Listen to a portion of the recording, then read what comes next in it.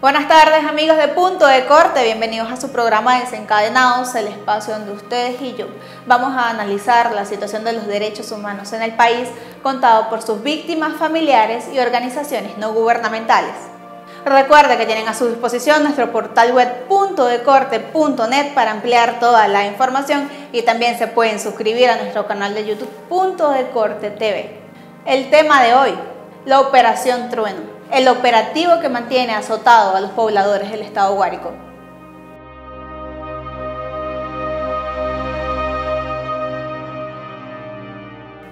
Hace ya una semana que las autoridades iniciaron el despliegue de la Operación Trueno en la entidad de Guárico.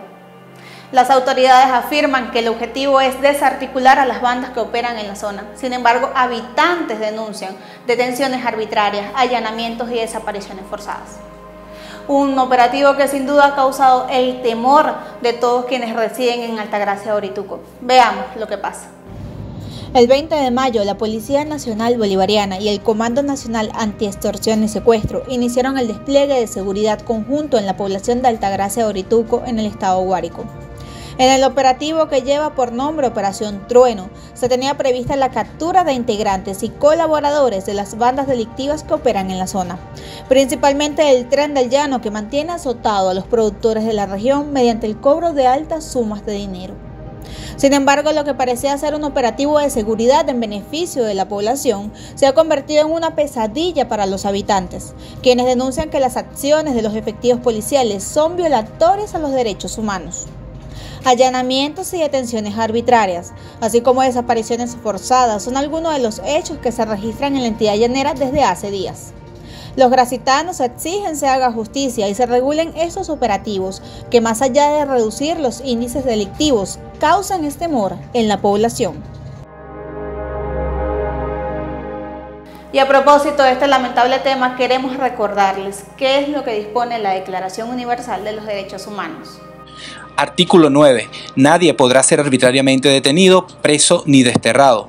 Artículo 10. Toda persona tiene derecho en condiciones de plena igualdad a ser oída públicamente y con justicia por un tribunal independiente e imparcial para la determinación de sus derechos y obligaciones o para el examen de cualquier acusación contra ella en materia penal. Artículo 11. Numeral 1. Toda persona acusada de delito tiene derecho a que se presuma su inocencia, mientras no se prueba su culpabilidad, conforme a la ley en juicio público en el que se le hayan asegurado todas las garantías necesarias para su defensa. Numeral 2. Nadie será condenado por actos u omisiones que en el momento de cometerse no fueron delictivos según el derecho nacional o internacional. Tampoco se impondrá pena más grave que la aplicable en el momento de la comisión del delito. Y con esta información vamos a una pausa, pero al volver vamos a estar conversando con el abogado Ezequiel Monsalve. Él es miembro de la ONG Defiende Venezuela, quien ha sido la encargada de denunciar todas estas detenciones arbitrarias que han sucedido durante la Operación Trueno en el estado Guárico. Ya volvemos.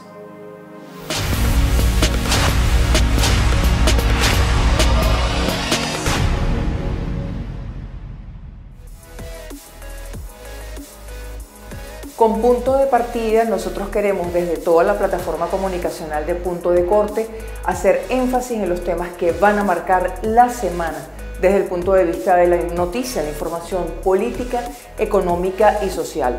Acompáñenos todos los lunes a partir de las 12 del mediodía, Punto de Partida por toda la plataforma comunicacional de Punto de Corte.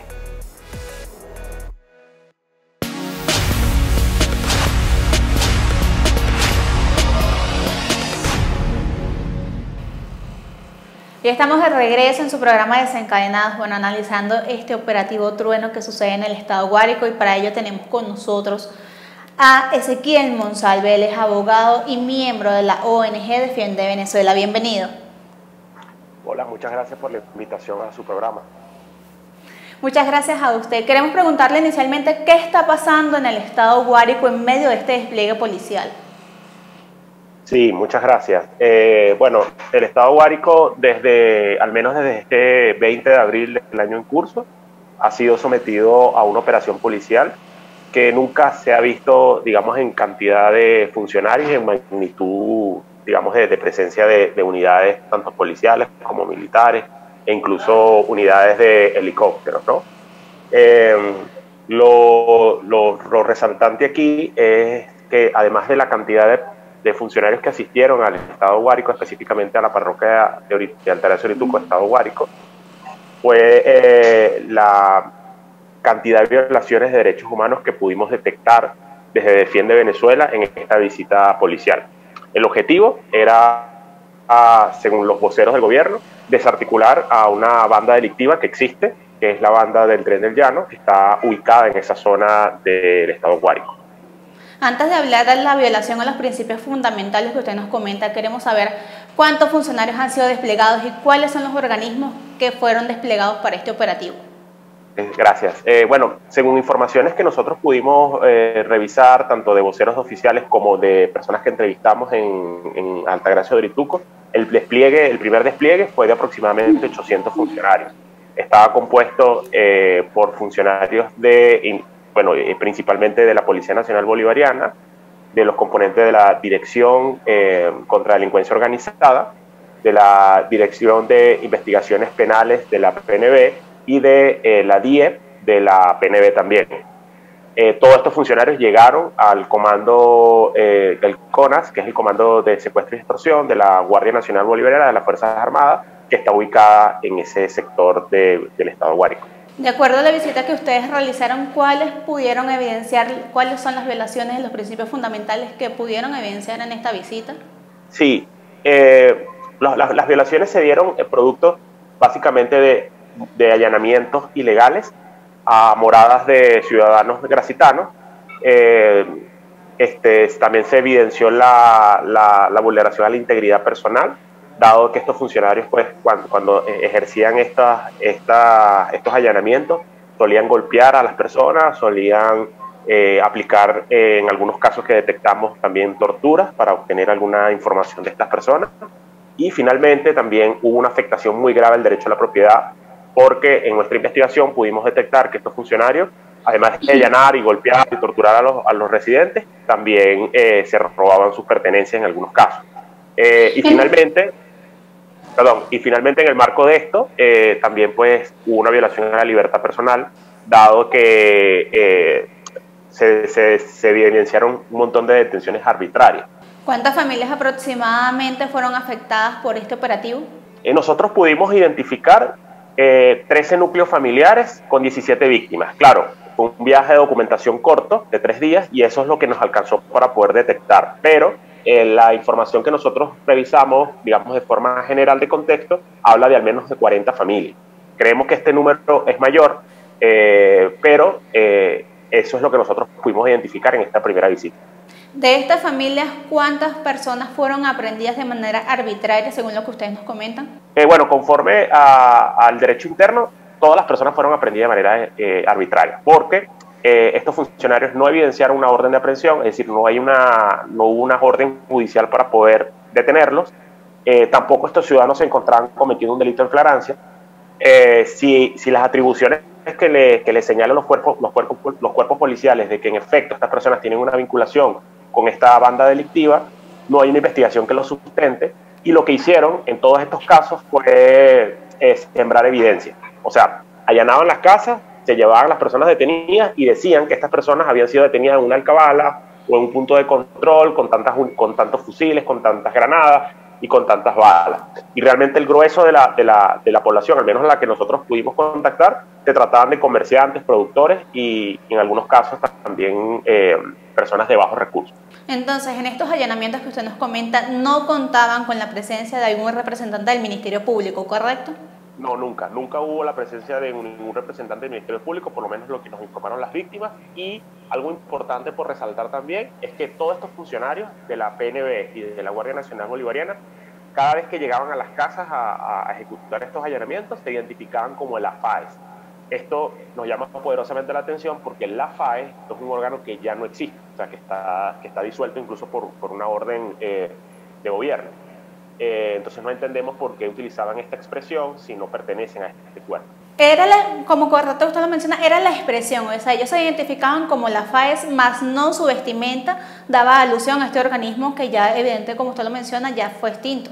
La vestimenta es muy similar, son personas vestidas de negra, algunos de ellos encapuchados, también en algunos casos no estaban identificados, o sea, sus uniformes no estaban identificados, pero los pocos que sí se identificaron, o sea, que sí eran identificables por el uniforme que portaban, sí decían Dirección contra la Delincuencia Organizada y decían Dirección de Investigaciones Penales. Pertenecen a la PNB también, como lo pertenecía a la FAE. Ok, ustedes nos comentan en su comunicado que difundieron a través de los medios que también se produjeron desapariciones forzadas. ¿Qué nos pueden comentar de esto? Sí, en efecto. Es una práctica que es recurrente en Venezuela desde hace muchos años. Las personas que son detenidas de formas arbitrarias son sometidas a una desaparición forzada, incluso que se extiende en semanas, ¿no? Este fue el caso de un ciudadano gracitano, que además es reconocido porque es un cantante de música folclórica, y los familiares reportan que posterior a su presunta detención, que fue publicada en redes sociales por estos cuerpos policiales, la persona estuvo desaparecida al menos 2 semanas. No fue presentada a los tribunales de control o los tribunales de la República, ¿no? Y sucesivamente nunca los cuerpos le informaron a los familiares dónde se encontraba esta persona. Y allí se configura pues el delito de desaparición forzada. Doctor Monsalve, ¿dónde están detenidos actualmente estas personas? Es importante esa pregunta porque todas estas personas fueron trasladadas inicialmente a San Juan de los Morros, estado Guárico, que es la capital de esta región llanera, pero todas esas causas fueron declinadas a los tribunales con competencia nacional en terrorismo, ubicados en Caracas, y a su vez fueron recluidos, porque fueron privados de su libertad, lógicamente, y fueron recluidos en la PNB de La Yaguara, los hombres, y las mujeres fueron recluidas en la PNB del Valle. Esto es importante lo del asunto del terrorismo, porque los delitos que se le atribuyen son delitos graves, dado este contexto pues, de siembra de evidencia que les mencionaba al inicio. ¿Nos puede especificar cuántos hombres y cuántas mujeres fueron detenidos? Lo que nosotros identificamos, como te dije, inicialmente eran al menos 40 hombres que habían sido procesados por estos hechos y 9 mujeres. La información que nosotros corroboramos y certificamos se trata de 15 hombres y 3 mujeres, ¿ok? Pero, como te dije, fue una información corroborada en terreno que necesita ser, extendida con unas próximas visitas o averiguaciones por parte de FIAN. ¿Estas personas han tenido contacto con sus familiares? ¿Se les ha dado el beneficio de la defensa? ¿El derecho a la defensa? No, de hecho ese derecho se ha visto vulnerado. Este tribunal con competencia en terrorismo tiene una práctica muy común, que es que no se le permite el ingreso a un abogado defensor de confianza. Y esto es un derecho constitucional. Las personas tienen el derecho a ser representados y defendidos por un abogado de su confianza. Y este tribunal no les permitió el ingreso de este abogado, sino que se les imponía la presencia de un defensor público, pues un defensor con la cual ellos no le tienen confianza, lógicamente, porque no lo conocen, y esto vulnera, pues, por supuesto, el derecho a la defensa de estos ciudadanos. Más allá de la violación a los principios fundamentales que usted refiere, en este operativo, en el operativo Trueno, ¿realmente se ha logrado la captura de miembros de bandas delictivas que operan en la zona, especialmente la del Tren del Llano? Según los ciudadanos gracitanos, no se ha hecho la captura de ningún miembro activo de la banda del Tren del Llano. Esta información, por supuesto, no la podemos corroborar nosotros, les tocaría a las autoridades policiales pronunciarse sobre esto, pero lo que nos informan los gracitanos es que esto no ha ocurrido.